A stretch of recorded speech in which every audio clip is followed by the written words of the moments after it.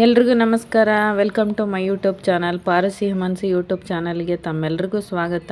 ನಾನಿವತ್ತು ನಮ್ಮೂರ ಜಾತ್ರೆ ಪ್ರತಿ ವರ್ಷ ಹೋಳಿ ಹುಣ್ಣಿಮೆ ಟೈಮಲ್ಲಿ ನಮ್ಮೂರ ಜಾತ್ರೆ ನಡೆಯುತ್ತೆ. ಕೆಂಡಾರ್ಚನೆ ಇರುತ್ತೆ, ತುಂಬ ಅದ್ಧೂರಿಯಾಗಿ ನೆರವೇರಿಸ್ತಾರೆ. ಆ ಒಂದು ಜಾತ್ರೆ ಸ್ವಲ್ಪ ವಿಡಿಯೋನ ನಿಮ್ಮ ಜೊತೆ ಶೇರ್ ಮಾಡ್ಕೊಳ್ತಾ ಇದ್ದೀನಿ.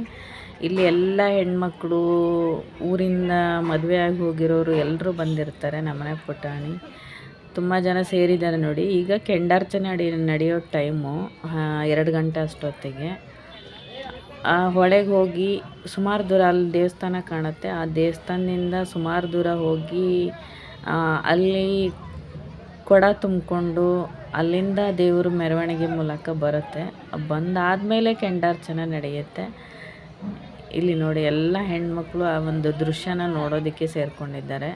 ತುಂಬ ಪವಾಡ ಇರ್ತಕ್ಕಂಥ ದೇವರು. ಬಟ್ ಮೈ ಮೇಲೆ ಬರೋದು ಆ ಥರ ಏನಿಲ್ಲ. ಹೇಳ್ಕೊಂಡಿದ್ದನ್ನ ಯಾವತ್ತೂ ಬಿಡಲ್ಲ, ನೆರವೇರಿಸ್ಕೊಡ್ತಾನೆ. ತುಂಬ ಲೇಟ್ ಆದರೂ ಪರವಾಗಿಲ್ಲ, ನೆರವೇರಿಸ್ಕೊಡ್ತಾನೆ ಎಲ್ಲ ರೀತಿಯಲ್ಲೂ.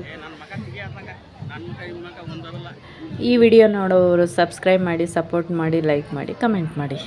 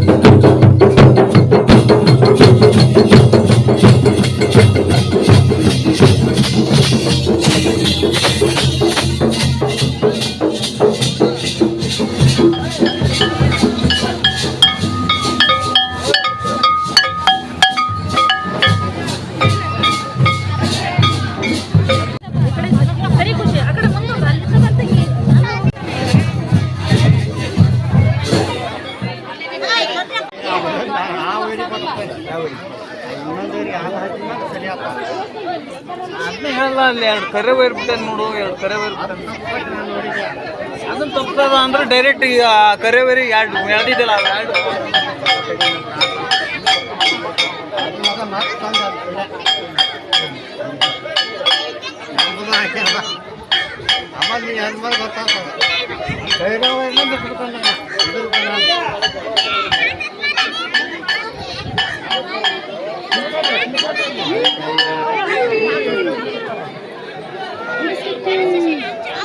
ಯೂನಿಟ್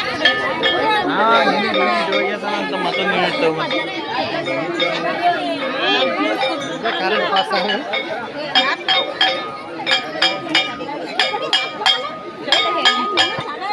ಇದು ಮಾಡಕತ್ತಾವ. ನೀವು ಎಷ್ಟು ಹಾಕಿರ್ತೀರಿ ಕಟ್ಟಾಗ್ಯದಮ್ಮ ಅದ ಕಡೆಯಿಂದ.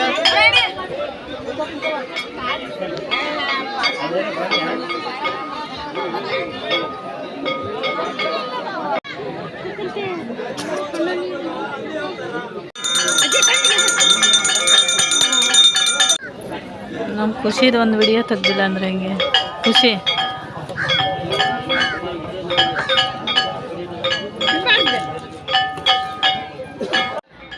ಮೂರು ರೌಂಡು ದೇವರ ಸುತ್ತಾಕಿ ಬಂದು ಇನ್ನೇನು ಕೆಂಡಾರ್ಚನೆ ಮಾಡಬೇಕು. ಕೆಂಡಾರ್ಚನೆಗೆ ಮೊದಲನೇದಾಗಿ ಶುಭಾರಂಭ ಅಂತ ಹೇಳಿ ಒಂದು ಕೆಂಡಾರ್ಚನೆಗೆ ಪೂಜೆಯನ್ನು ಸಲ್ಲಿಸ್ತಾರೆ.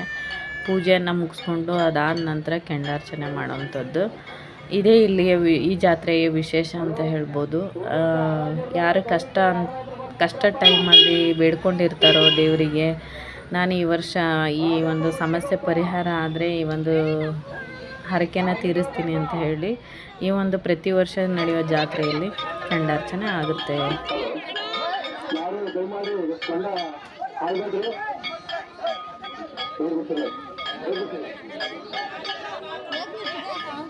ಯಾರು ಕೊಂಡಾಗಿ ಬರ್ರಿ. ಪ್ರತಿ ವರ್ಷದ ಪದ್ಧತಿಯಂತೆ ಈ ವರ್ಷ ಸಹ ಶ್ರೀ ಗುಡಿಸಲುವ ಜಾತ್ರಾ ಮಹೋತ್ಸವ ಆಗಿ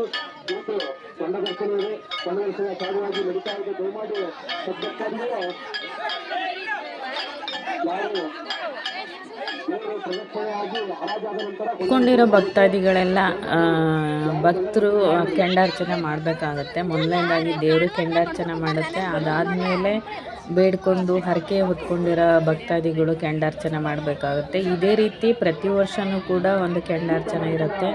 ಇದು ಮಕ್ಕಳು ಕೂಡ ಹಸಿವಿದ್ದು ಅವರು ಕೂಡ ತುಂಬಿದ ಕೂಡ ಕೇಲು ಅಂತ ಹೇಳಿ ಕರೀತಾರೆ, ಅದನ್ನು ಹೊತ್ಕೊಂಡು ಅವರು ಕೆಂಡಾರ್ಚನೆ ಮಾಡಬೇಕು. ಇದಾದ ನಂತರ ಹರಕೆಯನ್ನು ಹೊತ್ಕೊಂಡು ಅಥವಾ ಅವರು ಕಷ್ಟದಲ್ಲಿದ್ದಾಗ ಬೇಡ್ಕೊಂಡು ಈ ರೀತಿ ನಾನು ಕೆಂಡಾರ್ಚನೆ ಮಾಡಿದ್ರೆ ಒಳ್ಳೆಯದಾಗಲಿ ಅಂತ ಹೇಳಿ ಬೇಡ್ಕೊಂಡಿರೋ ಭಕ್ತಾದಿಗಳಿಗೆ ಅವಕಾಶ ಇರುತ್ತೆ, ಸ್ಪೆಷಲಿ ಹೆಣ್ಮಕ್ಳಿಗೆ. ಅದಾದ ನಂತರ ಗಂಡು ಮಕ್ಕಳಿಗೆ ಕೆಂಡಾರ್ಚನೆ ಇರುತ್ತೆ. ಈ ಪದ್ಧತಿ ಪ್ರತಿ ವರ್ಷವೂ ಮಾರ್ಚ್ ತಿಂಗಳಲ್ಲಿ ನಡೆಯುವಂಥ ಒಂದು ಜಾತ್ರೆ ತುಂಬ ಅದ್ಭುತವಾಗಿ ಮೂಡಿಬರುತ್ತೆ. ಹಾಗೆ ತುಂಬ ಪವಾಡ ಪುರುಷನಾದಂಥ ಶ್ರೀ ಬೂದಿಸ್ವಾಮಿ ಹಾಗೆ ನಮ್ಮೆಲ್ಲರನ್ನ ರಕ್ಷಣೆ ಮಾಡತಕ್ಕಂಥ ಹೊಣೆ ಅಥವಾ ನಮ್ಮೆಲ್ಲರನ್ನ ಕಾಪಾಡ್ತಕ್ಕಂಥದ್ದು.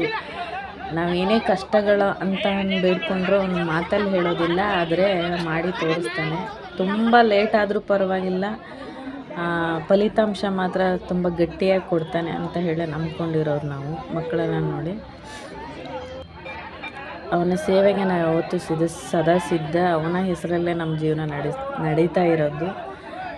ದೇವ್ರು ಇಲ್ಲ ಅಂತ ಹೇಳಿದ್ರೆ ನಾವು ಯಾರೂ ಇಲ್ಲ. ಅವನು ಏನು ಕೊಡ್ತಾನೋ ಅದನ್ನು ನಾವು ಸ್ವೀಕಾರ ಮಾಡಬೇಕು. ನಮ್ಮ ದೇವರ ಮೇಲೆ ನಂಬಿಕೆ ಇಡಬೇಕು, ಜನರ ಮೇಲಲ್ಲ. ಹಾಗಾಗಿ ಈ ರೀತಿ ತುಂಬ ಅದ್ಧೂರಿಯಾಗಿ ನಡೆಯುತ್ತೆ. ಆ ಮಕ್ಕಳಿಗೆ ಈ ಭೂತಪ್ಪನಿಗೆ ಆ ಮಕ್ಕಳು ತೊಗೊಂಡು ಬಂದಿರೋ ನೀರನ್ನು ತುಂಬ ದೂರದಿಂದ ಅವರು ನದಿಯಿಂದ ನೀರು ತೊಗೊಂಡು ಬರೋಂಥದ್ದು, ಕೆರೆಯಿಂದ. ಅದನ್ನು ದೇವರಿಗೆ ಸಮರ್ಪಣೆ ಮಾಡಿ ಆ ಮಕ್ಕಳಿಗೆಲ್ಲ ಆಶೀರ್ವಾದ ಕೊಟ್ಟು ಇಲ್ಲಿಗೆ ಆ ಮಕ್ಕಳ ಒಂದು ಸೇವಾ ಕಾರ್ಯ ಮುಗಿಯುತ್ತೆ. ಅವ್ರಿಗೆ ಕೂಡ ಆಶೀರ್ವಾದ ಕೂಡ ಸಿಗುತ್ತೆ. ನನ್ನ ಮನೆ ಹಳೆಯ ಕೂಡ ಇದ್ದಾನೆ ಈ ಸೇವೆಯಲ್ಲಿ. ಮಕ್ಕಳಿಗೆ ಇವಾಗಲೇ ಚಿಕ್ಕ ವಯಸ್ಸಿಂದಾನೇ ದೇವರ ಪ್ರಾರ್ಥನೆ ಬಗ್ಗೆ ಆಗಿರ್ಬೋದು, ಭಕ್ತಿ ಬಗ್ಗೆ ಆಗಿರ್ಬೋದು, ಭಯ ಅನ್ನೋದು ಪ್ರತಿಯೊಂದನ್ನು ಇವಾಗಲೇ ಅವ್ರಿಗೆ ಕಲಿಸ್ಕೊಡ್ಬೇಕು, ಇವಾಗಲೇ ಅವ್ರಿಗೆ ರೂಢಿ ಮಾಡಬೇಕು. ಹಾಗಾಗಿ ನಾವು ಅವನಿಗೆ ದೇವರ ಪೂಜೆ ಏನೇ ಬಂತಂದ್ರೂ ಮುಂದೆ ಇರು ಅಂತ ಹೇಳ್ಕೊಡ್ತೀವಿ. ಶಿಕ್ಷಣ ಮತ್ತು ದೇವರ ಭಕ್ತಿಯಲ್ಲಿ ಯಾವತ್ತೂ ನಾವು ಮುಂದೆ ಇರಬೇಕು. ಅವನು ಹೋದ ವರ್ಷವೂ ಈ ರೀತಿ ಪೂಜೆಯಲ್ಲಿ ತೊಡಗಿದ್ದ, ಈ ವರ್ಷವೂ ತೊಡಗಿದ್ದಾನೆ. ಅಲ್ಲಿ ಪೂಜೆ ಮುಗೀತು ಇಲ್ಲಿ ಭೂತಪ್ಪನ ಎದುರುಗಡೆ. ಇದಾದ ನಂತರ ತುಂಬ ಖುಷಿ ಆಗುತ್ತೆ ಇದನ್ನೆಲ್ಲ ನೋಡೋದಕ್ಕೆ. ಪ್ರತಿ ವರ್ಷಕ್ಕೆ ಒಂದು ಸಾರಿ ಈ ಒಂದು ದೃಶ್ಯನ ನೋಡೋದಕ್ಕೆ ನಮಗೆ ಸಿಗುತ್ತೆ. ಹಾಗೆ ದೇವರು ಈ ರೀತಿ ನಿಲ್ಲಿಸ್ಕೊಂಡು ಎದುರುಗಡೆ ಇನ್ನೇನು ಭಕ್ತಾದಿಗಳು ಹರಕೆ ಹೊತ್ಕೊಂಡಿದ್ರಲ್ವ ಅವರು ಕೂಡ ಕೆಂಡಾರ್ಚನೆ ಮಾಡ್ತಾರೆ, ಹೆಣ್ಮಕ್ಳು. ಈ ಒಂದು ದೃಶ್ಯನ ನೋಡೋದಕ್ಕೆ ಚೆನ್ನಾಗಿರುತ್ತೆ. ಇಲ್ಲಿ ನೋಡಿ, ಹೆಣ್ಮಕ್ಳೆಲ್ಲ ಏನು ಕಷ್ಟ ಕಾಲದಲ್ಲಿ ಹೇಳ್ಕೊಂಡಿರ್ತಾರೆ ಇವತ್ತು ಈ ದೇವರಿಗೆ ಈ ರೀತಿ ನಮಗೆ ಒಳ್ಳೇದು ಮಾಡಿದ್ರೆ ಈ ವರ್ಷ 3 ವರ್ಷ ಕೆಂಡಾರ್ಚನೆ ಮಾಡ್ತೀನಿ ಅಂತ ಹೇಳಿ ಆ ರೀತಿ ಹೇಳ್ಕೊಂಡಿರೋ ಹೆಣ್ಮಕ್ಳೆಲ್ಲ ಇವರು ಉಪವಾಸ ಇದ್ದು ನದಿಲಿ ನೀರು ಹಾಕಿ ನಮ್ಮ ಸಿಸ್ಟರ್ಸು ಎಲ್ಲರೂ ಕೆಂಡಾರ್ಚನೆ ಮಾಡ್ತಾರೆ. ಮಾಡಿ ಈ ವರ್ಷದ ಭಕ್ತಿಯನ್ನು ಸಮರ್ಪಿಸ್ತಾರೆ ಹೆಣ್ಮಕ್ಳು ಬೇಡ್ಕೊಂಡಿರೋರೆಲ್ಲರೂ. ಇದೇ ಈ ಜಾತ್ರೆಯ ವಿಶೇಷ. ಬೂದಿಸ್ವಾಮಿ ದೇವರ ಒಂದು ಮಹಿಮೆ ತುಂಬ ದೊಡ್ಡದು. ಯಾವತ್ತೂ ಯಾರನ್ನು ಕೈ ಬಿಟ್ಟಿಲ್ಲ, ಬಿಡೋದು ಇಲ್ಲ ನಂಬಿದವ್ರನ್ನ. ಆದರೆ ತಡವಾದರೂ ಅಡವಾಗಿ ಕೊಡ್ತಾನೆ ಅನ್ನೋ ಒಂದು ನಂಬಿಕೆ ಇದೆ.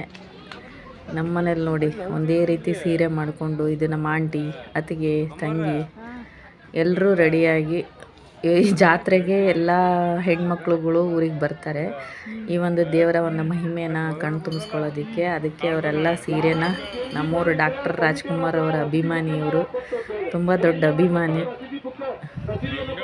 ಡಾಕ್ಟರ್ ರಾಜ್ಕುಮಾರ್ ಮತ್ತು ಬಂಗಾರಪ್ಪನವರ ಅಭಿಮಾನಿ ಅವರು. ಹಾಗೆ ಎಲ್ಲ ಹೆಣ್ಮಕ್ಳು ನೋಡಿ, ಇವರು ಒಂದೇ ಥರ ಸೀರೆ, ಒಂದೇ ಥರ ಬ್ಲೌಸು. ಇವರು ನಮ್ಮ ತಾಯಿ ಕಡೆ ಫ್ಯಾಮಿಲಿಯವರು.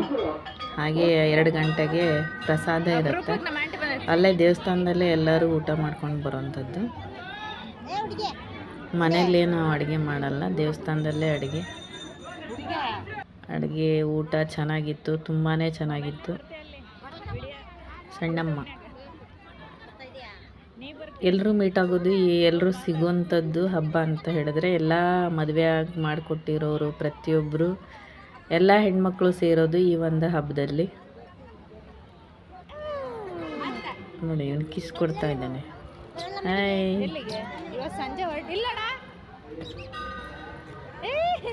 So cute. ಅದಾದ ನಂತರ ದೇವಸ್ಥಾನದ ಮುಂದ್ಗಡೆ ಈ ಥರ ಜಾತ್ರೆ ಇರುತ್ತೆ. ಮಕ್ಕಳಿಗೆ ಆಟಿಕೆಗಳ ಸಾಮಾನು, ತಿಂಡಿ ತಿನಿಸು ಎಲ್ಲ ಇರುತ್ತೆ. ಶಾಪಿಂಗ್ ಮಾಡೋರು ಶಾಪಿಂಗ್ ಮಾಡ್ತಾರೆ, ಅಂದರೆ ಸಣ್ಣದ ಚಿಕ್ಕದಾಗಿ ಅಂಗಡಿಗಳೆಲ್ಲ ಇರುತ್ತೆ. ಶಾಪಿಂಗ್ ಮಾಡೋರು ಶಾಪಿಂಗ್ ಮಾಡ್ಬೋದು. ಈ ಒಂದು ಪ್ರತಿ ವರ್ಷವೂ ಈ ಜಾತ್ರೆಯಲ್ಲಿ ನಡೆಯುತ್ತೆ, ಚೆನ್ನಾಗಿರುತ್ತೆ. ಏನೋ ಒಂಥರ ಖುಷಿ, ನಮ್ಮೂರಲ್ಲೂ ಜಾತ್ರೆ ನಡೆಯುತ್ತೆ ಅಂತ ಹೇಳಿ. ಪ್ರತಿ ವರ್ಷ ಮಾರ್ಚ್ ತಿಂಗಳಲ್ಲೇ ನಡೆಯುವಂಥ ಜಾತ್ರೆ. ಹಾಗೆ ಮಕ್ಕಳಿಗೆಲ್ಲ ಚೆನ್ನಾಗಿ ಕೊಯ್ತಾರೆ ದುಡ್ಡು. ತುಂಬ ದುಡ್ಡು ಬೇಕು ಇಂಥ ಜಾತ್ರೆಗಳಿಗೆಲ್ಲ ಹೋದಾಗ. ಚಿಕ್ಕದಾಗೆ ಜಾತ್ರೆ ಆದರೂ ಕೂಡ ದುಡ್ಡು ಜಾಸ್ತಿ ಬೇಕು ಮಕ್ಕಳಿದ್ರೆ. ಅದು ಕೊಡಿಸು, ಒಬ್ರಿಗೆ ಕೊಡಿಸಿದ್ರೆ ಒಬ್ರಿಗೆ ಸಿಟ್ಟು, ಎಲ್ರಿಗೂ ಕೊಡಿಸ್ಬೇಕು. ಅದಾದ ನಂತರ ನಮ್ಮ ದೊಡ್ಡಮ್ಮ ಇವರು ಕೂಡ ಸಿಂಗರು, ನಮ್ಮ ಅಜ್ಜ ಸಿಂಗರು, ನಮ್ಮ ಅಜ್ಜನ ಮಗಳು ದೊಡ್ಡ ಮಗಳು ಇವರು ಕೂಡ ಸಿಂಗರು. ಇವರಾದ ನಂತರ ನಾನು, ನಮ್ಮ ವಂಶದಲ್ಲೇ ಬಂದಿರೋಂಥದ್ದು ಸಂಗೀತ ಅನ್ನೋದು. ಅವರು ಕೂಡ ಒಂದೆರಡು ಹಾಡನ್ನು ಹೇಳ್ತಾರೆ.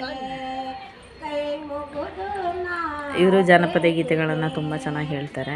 ಇವತ್ತು ಒಂದು ವಂಶ ಪಾರಂಪರೆ, ಅವ್ರು ಹೇಳ್ತಾರೆ, ಅವರ ಹಿಂದೆ ನಾನು ಬಂದಿದ್ದೀನಿ. ನನಗೂ ಕೂಡ ಅದು ವಂಶ ಪಾರಂಪರ್ಯದಿಂದನೇ ಬಂದಿದ್ದು. ಎಲ್ಲರೂ ಹೇಳ್ತಾಯಿದ್ರು, ನಿಮ್ಮ ಮನೇಲಿ ಯಾರಾದರೂ ಸಂಗೀತ ಕಲ್ತಾರಾ ಅಂತ ಹೇಳಿ. ಇಲ್ಲ, ಅದು ವಂಶದಿಂದ, ಜೀನ್ಸಿಂದ ಬಂದಿರೋಂಥದ್ದು ಸಂಗೀತ.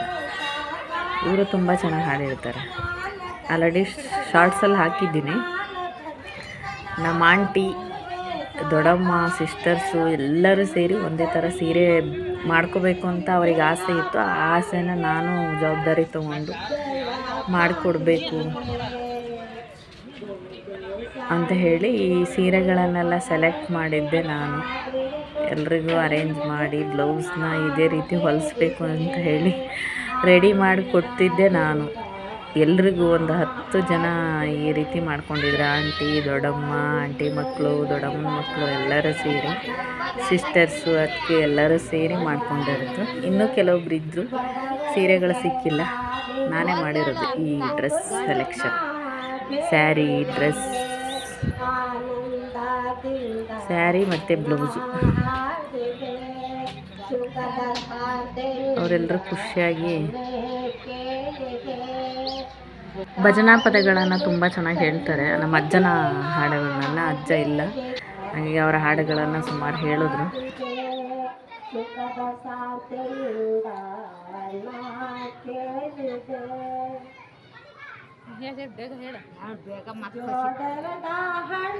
ಜಾತ್ರೆ ಎಲ್ಲ ಮುಗಿಸ್ಕೊಂಡು ಸಾಮಾನೆಲ್ಲ ತಗೊಂಡು ಮನೆಗೆ ಬಂದಮೇಲೆ ಈ ರೀತಿ ಒಂದು ಫೋಟೋನ ಕ್ಲಿಕ್ ಮಾಡಿದೆ. ಇದು ನಮ್ಮ ತಾಯಿಯ ಕಡೆ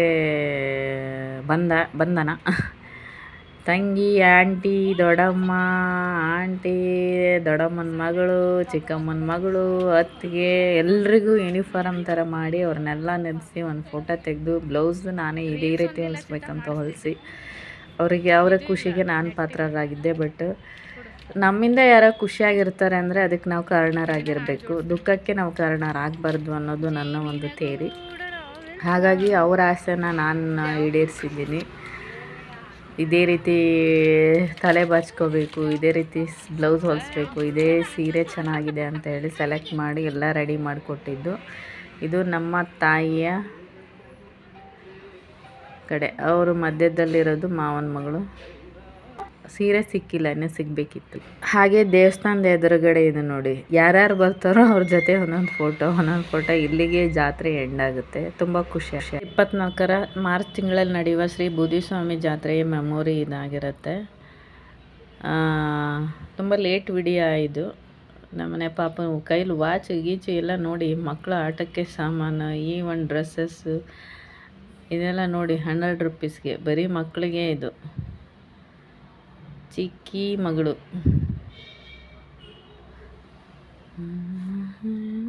ಹಾಗೆ ಫೋಟೋಸನ್ನು ದೇವಸ್ಥಾನದ ಎದುರುಗಡೆ ಕ್ಲಿಕ್ಸ್ಕೊಂಡ್ರು. ಇವೆಲ್ಲ ಪ್ರಿಂಟ್ ಹಾಕಬೇಕು ಅಂತ ಹೇಳಿ ಈ ವರ್ಷದ ಮೆಮೊರಿಗೋಸ್ಕರ ಸೆಲ್ಫಿ ಬಿಡೋಕ್ಕಾಗತ್ತಾ, ಹಾಗೆ ಫ್ರೆಂಡ್ಸ್ ಎಲ್ಲ ಸೇರಿದರು.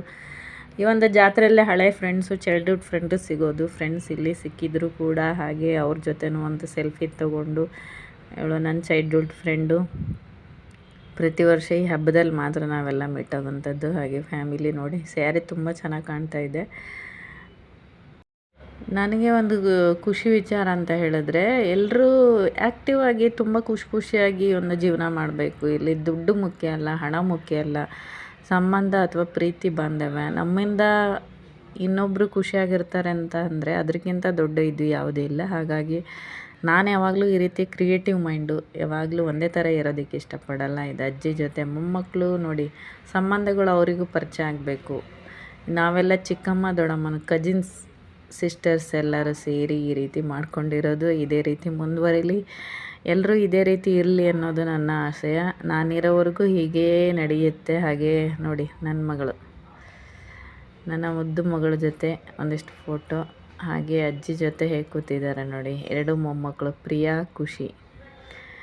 ಹಾಗೆ ನನ್ನ ಯೂಟ್ಯೂಬ್ ಚಾನಲ್ ನೋಡುವವರು ಸಬ್ಸ್ಕ್ರೈಬ್ ಮಾಡೋದ್ರ ಮೂಲಕ ಸಪೋರ್ಟ್ ಮಾಡಿ, ಲೈಕ್ ಮಾಡಿ. ಇದೇ ರೀತಿ ವಿಡಿಯೋಗಳು ಬರ್ತಾ ಇರುತ್ತೆ. ನನಗೆ ಟೈಮ್ ಸಿಕ್ಕಾಗೆಲ್ಲ ಹೊಸ ವಿಡಿಯೋಗಳೊಂದಿಗೆ ಬರ್ತೀನಿ. ಲೈಕ್ ಮಾಡಿ, ಕಮೆಂಟ್ ಮಾಡಿ, ಶೇರ್ ಮಾಡಿ. ಹೇಗಿದೆ, ಹೇಗಾಯಿತು ಅಂತ ಹೇಳಿ ನಿಮ್ಮೂರಲ್ಲೂ ಇದೇ ರೀತಿ ಜಾತ್ರೆ ನಡೆಯುತ್ತಾ ತಿಳಿಸಿ. ಈ ಒಂದು ಮೆಮೊರಿ ಮೂಲಕ ಎಂಡ್ ಮಾಡ್ತಾಯಿದ್ದೀನಿ. ಬಾಯ್.